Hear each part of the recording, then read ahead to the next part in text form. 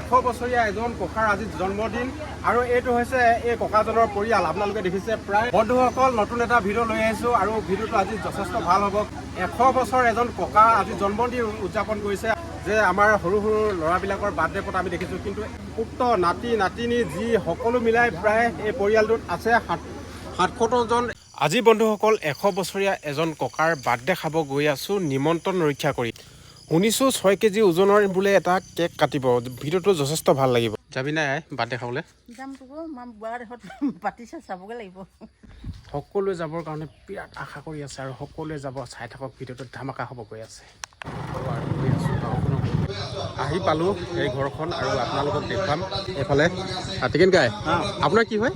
মোৰ ককা দতা আৰু আপোনাৰ সেই ককা দতাজনে হৈছে 100 বছৰ আৰু এইখন বমেচাই গাঁও ন? বমেচাই গাঁও আৰু সোমাই গৈছে ভিতৰলৈ। ভিতৰৰ পৰিৱেশটো আপোনালোকক দেখুৱাইছে, খুব ধুনীয়াকৈ সজাইছে কিন্তু। আৰু বহুত মানুহ মাতিছে নহয় জানো?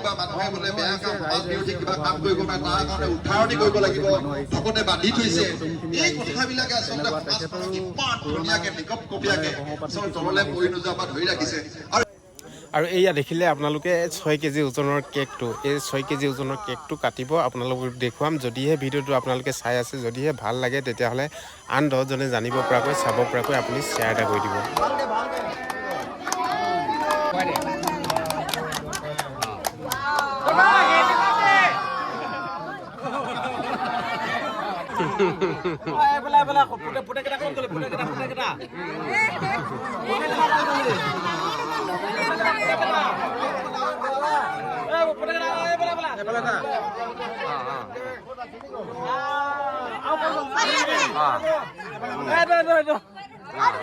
আৰু এইজন ককাৰ আজি জন্মদিন।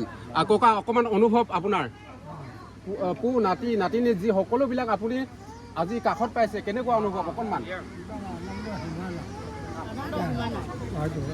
আনন্দ সীমা নাই।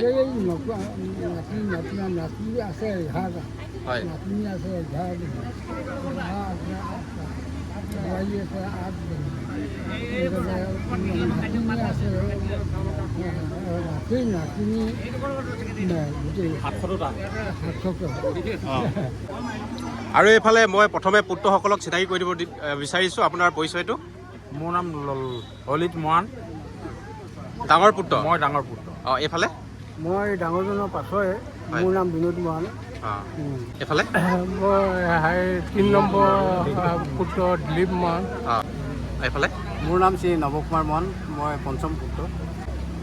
নেপোলিয়ন মৰাণ সৰু পুত্ৰ হয়। আৰু এইফালে? মই 6 নম্বৰ। আৰু এই ককাজনৰ বহুত ইতিবৃত্ত আছে। আপোনালোকক অকণমান তাৰ বিষয়ে আপোনালোকক জনাবৰ কাৰণে চেষ্টা কৰিছোঁ। আপুনি যিহেতু স্বাধীনতা হোৱাৰ পাছত আপুনি যথেষ্ট ডাঙৰ হৈছিলে, যিহেতু আপোনাৰ 100 বছৰ হৈছে, আৰু স্বাধীনতা হোৱাৰ পাছত আপোনাৰ ডেকা জীৱনত অকণমান কিবা ক'ব নেকি? মই কৈ দিওঁ। হয়, ঠিক আছে, কৈ দিয়ক।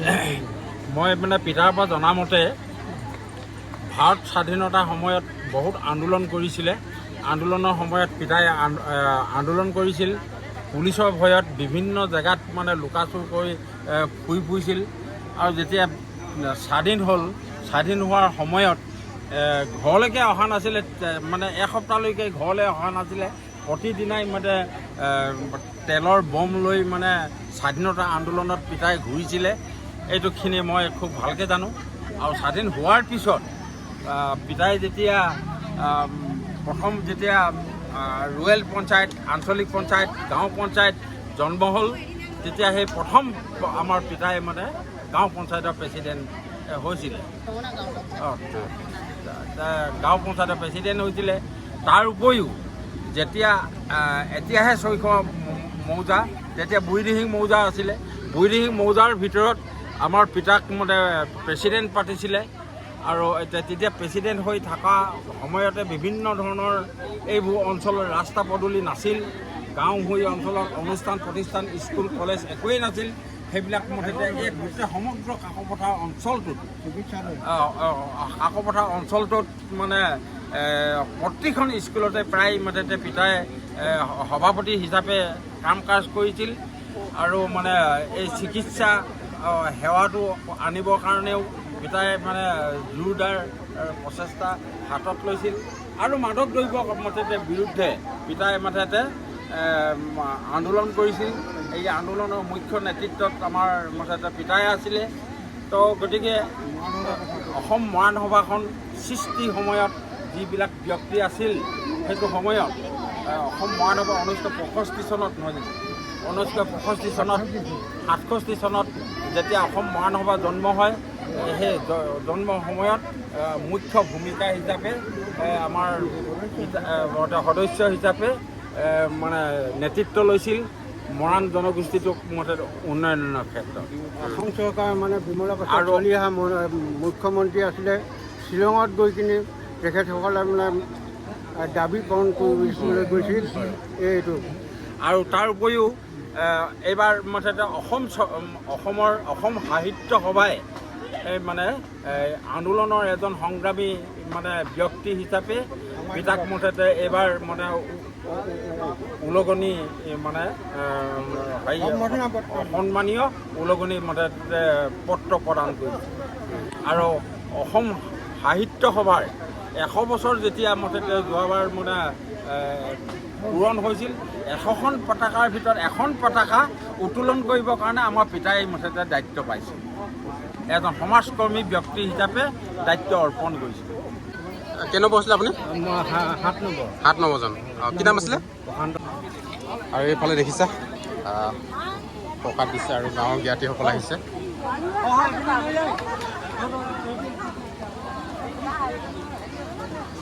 মই 8 নম্বৰ বয়াক দেই। 8 নম্বৰ বয়াক একেবাৰে সৰু অতিথিক চাহ দিয়াত ব্যস্ত। হয়। ইয়াৰ পাছতে এডাল লাখুটি আগবঢ়াব বিচাৰিছে আমাৰ থানেশ্বৰ দহতীয়া পুৰোহিত কমেনো। আৰু কিছু সময়ৰ পাছতে আমি কামনা কৰিছোঁ তাৰ লগতে সকলো ইয়াৰ পাছতে আমাৰ পদ্মেশ্বৰ ককাই বা মনোজৰ ককাই তেখেতেও এখনি মৰাণ ফৰাণ গামোচাৰে সুস্বাস্থ্য আৰু দীৰ্ঘায়ু কামনা কৰি আমাৰ আমাৰ এটি পাগুৰি আমাৰ বেতৰণি দহমণি আমাৰ গতিকে দুগৰাকী নাতিনী ফোন কৰি ক'লে ভাল ভাল ভাল অকণমান আহিছে মাজিন আহিছে ভাই ভনী ল'ৰাটো আহিছে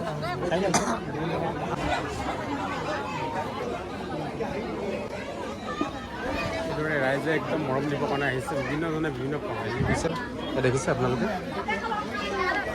যোৱা হয়চোন। এইফালে দেখিছে এইফালে মহন্তসকলে ভাত বনাইছে আৰু এইফালে ডাঙৰ বৈয়াক। কেনেকুৱা অনুভৱ? ভাল লাগিছে ন? খুব আনন্দ লাগিছে। আৰু এইফালে খানা দি আছে, খানা দেখাই আছে, খানা পৰিৱেশ। এইফালে খানা আজি শহুৰ এটা জন্ম উপলক্ষে বহুত ভাল লাগিছে। পুৰা খানা দিয়া হৈছে ন? পুৰা খানা দিয়া ঘৰৰ খানা নেকি? হা? কেনেকৈ আয়োজন কৰিছে অকণমান খানাটো কৈ দিয়ক।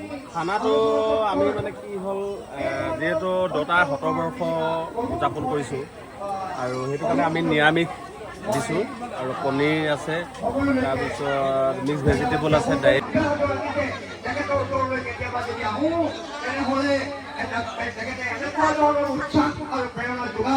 তাৰ বাবে ভগৱানৰ ওচৰত প্ৰাৰ্থনা জনাই তেখেতক সুস্বাস্থ্য সুমতি দিয়ক। মই এখনি গামোচাৰে তেখেতক সম্বৰ্ধনা জনাবলৈ আগবাঢ়িছোঁ।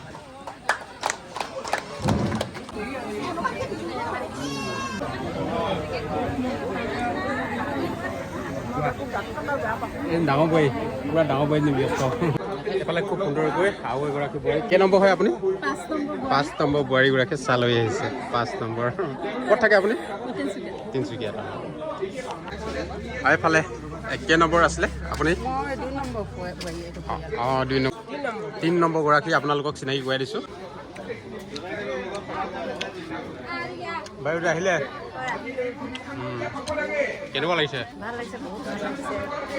100 বছৰ জন্ম সভাবাসী কেনেদৰে অনুষ্ঠান আয়োজন কৰিছে, বহুত ভাল লাগিছে। এইফালে মাজুজনী যি লগ পালোঁ। ক'ত বিয়া হৈছে আপুনি? মই জকাইছোঁ। জকাই। এইফালে ডাঙৰজনী যি ন?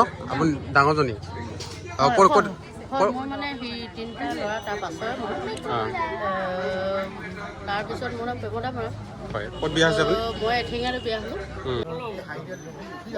হাঁহি থাকক আৰু দীঘলীয়াকৈ নকওঁ বহুত কথা ক'বলগীয়া আছে মই পুনৰবাৰ আমাৰ জয়ৰাম বৰা ডাঙৰীয়াৰ শ্ৰী চৰণত মই সেৱা জনাইছোঁ তেখেতলৈ গভীৰ শ্ৰদ্ধা